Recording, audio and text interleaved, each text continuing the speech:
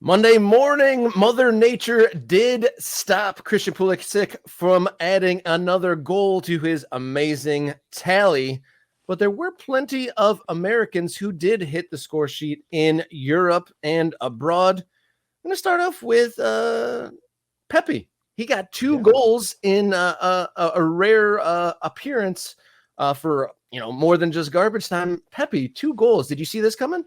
Did I see it coming? Yeah, this is what he does. Right, this is what it does. We go sort of weeks without Ricardo Pepi being a major factor for PSV Eindhoven. He doesn't typically start because of De Jong's presence there.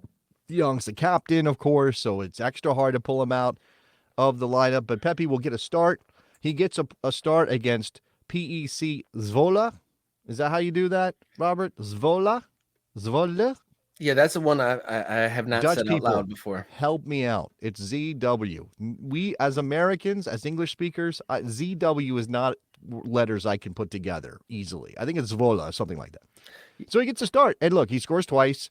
I will point out that it was 6-0. The scoreline was 6-0. Now, one of those was an own goal. Also, by the way, Malik Tillman got on the score sheet. So shout out to 3 American goals in that game. Absolute romp for PSV Eindhoven. But, of course, it's always good to see Ricardo Pepi score goals. And I think, the U.S. men's national team striker situation is so up in the air that you never look these goals, like you never look a gift goal in the mouth. Is that the old saying? That's the classic saying. The classic saying. You never look a gift goal in the mouth. And even if he's not starting, I would prefer him to start. Even if he's not central to everything that Eindhoven does, PSV Eindhoven does. This is still progress. This is still confidence. This is still building. Who knows? By the time we get to 2026, maybe Ricardo Pepi is the starting striker for some team in Europe, scoring goals at a 20-a-season clip, and we can all feel good about that. He is just also such an unassuming kind of kid. Like, he's still a kid, right? He still comes off as fairly young. 21 years old. He doesn't have that sort of take charge personality, which I think is a factor in how we view him with the national team, right? When you look at Fowler and Balogun, who has not produced at a level enough to just take a claim to the job and, he's the guy, it's 100% Balogun. Balogun carries himself with this confidence that makes you think, oh yeah, that's the guy. Look at him. Look at how he walks. Look at how he talks. Look at how he handles himself. He's fully confident. And that's what you want at that position. So I'm hoping that Pepi matures into that a little bit. He may always be kind of an unassuming guy, but I want him to kind of be out there like, yeah, I'm the man. I can do this. PSV really starting to take over in the Dutch league. I moved to 10-0. Last year, this is just replicating last year. They've given up 6 goals in 10 games and scored 35 times. Obviously 6 in this one. Yeah. And I don't know if Zwolle, I'm assuming they are not at the top of the league, challenging. We've talked about it before that, Zwolle, not swole is what you're saying to me right now, Robert. Yeah. We'll have to get our Dutch experts in the chat to say who's right here. Is there more Dutch influence in your area in DC or up here in Michigan? Oh, Dutch. I don't know. I don't know. I don't know any Dutch people personally. I don't think. But we'll get our traveling caps on and go down to Italy now. The Milan game was canceled in Bologna. Bologna, I believe. Yes. Bologna. I said that. I said that, right? That's what you said, yes. So, the week of rain flooded out the city. The stadium apparently too close to the flood zone. OSCAR, what is it? M-A, how do you spell that? Never mind. There's like an Oscar Mayer. Isn't there an Oscar Mayer ad from back in the day? That's how you spell bologna. Anyway, so Bologna cancels this game or decide they don't want to give up their home match. The mayor of Bologna was scared to have Pulisic in form come to their city. Yes, probably that's what it was. But also, flooding was a thing in Bologna.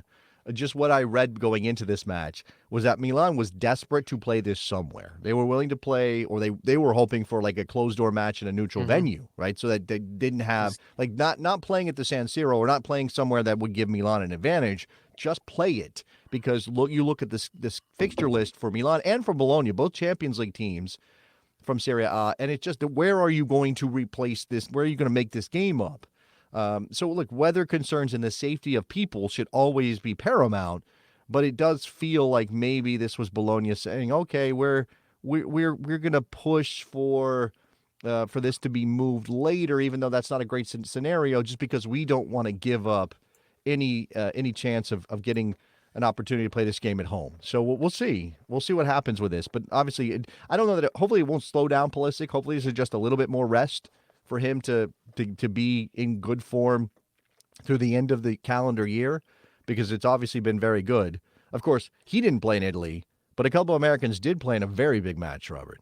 Yep, the kind of the banner game of the weekend in Serie A, a 4-4 tie between Juventus and Inter Milan, with Tim Weah starting and scoring. Yeah, right place, right time. Tim Weah just kind of there on the doorstep to get that in. Weston McKennie with an assist. I think he probably could have scored. I think the smart thing would have been a shot, but it worked out, so it doesn't matter. You don't go, oh Weston, why didn't you shoot that if the ball ends up in the back of the net through a teammate? I mean, I guess selfishly, I kind of wanted him to take a shot and score there. I think that was Vlahovic's the first goal of the game from Vlahovic. Weah scores the second, and then Gildes scores twice for Juventus. On the other side, it was a typical sort of back and forth wild Serie A match, but you don't usually see 4 goals on each side in Serie A because of the defensive prowess these teams usually bring, or the organizational prowess these teams usually bring to the historically, table. at least. Is that still true?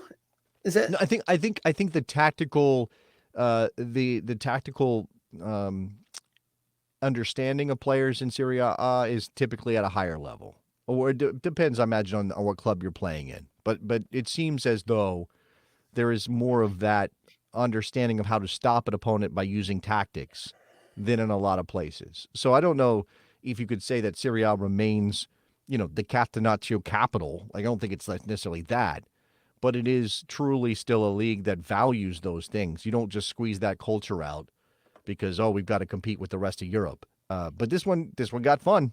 And I guess, you could argue that the draw was fair. And in the end, I'm sure Juventus is kicking themselves to miss an opportunity to get 3 points out of that. So you have Napoli on 22, Inter on 18, Juventus on 17. By the way, Milan down in 8th right now on 14 points. Of course, should they have been able to play that game against Bologna, and imagine they win that game, that would have them level with Juventus in the table. Things are tight, is what I'm saying. Things are tight in Serie A. In other American performances in England, Anthony Robinson played for Fulham. Haji Wright scored in the championship for Coventry, and this should be noted, the return of Tyler Adams. He made an appearance for Bournemouth. Yes. How excited do we get? Well, on a scale of 1 to 10, how excited are you that Tyler Adams is playing soccer again? Because I think the thing that we don't want to do as American fans is get our hopes up. Yeah, because it's a push pull. It's a push pull with him because he's back. Oh, he's gone. Oh, I mean, because we could get a report as we're on today that he got a knock in that game and he's out again. Right, but that seems unfair to just presume the worst. But of course, that's what history tells us is going to happen. So I understand what you're saying, and what I guess what I'm asking is, can we even allow ourselves to be excited from a national team perspective? So it hits my radar. Back. It hits my radar, obviously, that Tyler Adams is back. I'd rather have him playing than not playing, obviously. And we want to see him back to his best and contributing in the Premier League. He's had a couple moments where he gets onto the the world stage radar. I mean, he scored in the Champions League and he made the move to the Premier League, and he is on the he's to the stage right of big time. You'd almost think, and so I would say I'm a 4 because I am excited that he is hitting the field once again, but it's a measured excitement. So I think that's just below midway. Yeah, look, I'm a big Tyler Adams fan when he's at his best. I think that, there are things about his game that I don't love all the time. That mainly his inability, it seems, to move the ball up the field when he recovers it. But that defensive work rate, his ability to recover the ball is so impressive that you're kind of just, let's get him back. So we've got an international break coming up in a couple of weeks. Don't say Robert. that. Don't Yeah, say it's that. happening again. Oh, Yes, I don't say know. I know. They're doing it to us again. But in November, we've got another international break from the 11th to the 19th. Mauricio Pochettino is going to call up his team for the United States men's national team, Nations League games against Jamaica, home and away against Jamaica in that window after what we've seen with the rankings following that last window. If you're picking the U.S. men's national team, right, and you have to imagine that Johnny Cardoso is healthy. You have to imagine that Luca de la Torre is healthy. You have to imagine that Aiden Morris is healthy and available. Knowing the team that they brought in, if you were taking your best team, would you call up Tyler Adams for one of those 23 spots going to Jamaica and playing at home? Would I call him in there? Whew, that's a toughie. I mean, I would love to see him play, but you want all the call-ups to be justified. So if there are other players playing more than him, getting more of a run out, I wouldn't. I'd let him But that's try not to what the get in. national team is, Robert. The national team is not who deserves it most. It's who fits the team most and whom Pochettino believes can help the team most. And if Tyler Adams has played all of 30 minutes of soccer by the time we get to that window at a high level, but is 100% fit by everybody's estimation, the staff at Bournemouth, the U.S. men's national team staff, maybe he flies in and gets checked. How can he not be in your team based on what he can do when he is fit? But I'm going to have to hazard a guess. I would almost say no, because it seemed like in our first window with Pochettino, he seemed to have a player health and club kind of, he was definitely had that in mind, what the players needed, like sending Pulisic back so he had more travel to be back with his club team. And then players that got knocked got sent home. So I almost say if Pochettino values Tyler Adams the way we think, or we hope he does, that he would let him stay and remain healthy and, grow into that role at Bournemouth. Okay, no, that is a fair statement. If these were World Cup qualifiers, which we know the United States doesn't have any, maybe he'd be in the team. Yeah. These are Nations League games, and obviously the United States wants to defend their Nations League title. They're the only country to ever win the CONCACAF Nations League. I'd like to keep that up. That'd be nice. Let's just keep that domination going. But because these are not the same level of value, they're not as important as maybe the last handful of games before the World Cup, regardless of qualifying. You're right. Perhaps the better thing to do, the prudent thing to do, is to leave Tyler Adams back at Bournemouth, let him train, let him be fit and healthy, and avoid the travel. In other kind of odds and ends for Americans abroad, in France, Tanner Testament went 90 minutes for Lyon. Mark McKenzie played for Toulouse, and Balogun continues to be out. And Cameron Carter-Vickers and Austin Trusty played for Celtic for the full 90 against Motherwell, and various other folks made some appearances. And in North America, again, Zendejas and Club America beat Brandon Vasquez of Monterrey. So Americans all over the world in action. That's what we do. We're like, well, I don't know. I was be somewhat negative there. We're like cockroaches? No, I don't know. What are we? What are we like, Robert? That's terrible. I didn't want to go in that direction. I don't know. Couldn't think of anything else. What spreads that's good? What spreads all over the world that is good? Or all over the place that is good? Spreading like goodwill. Or we could say the Americans are becoming omnipresent in world football. That's just a word. I'm talking about an analogy. I would like an analogy to use to describe Americans. I mean, I'm looking right now at a story from Diario that says, or AS rather, that says U.S. men's national team players are making Italy's Serie A their own. This is a story about how Americans are just taking over in Italy.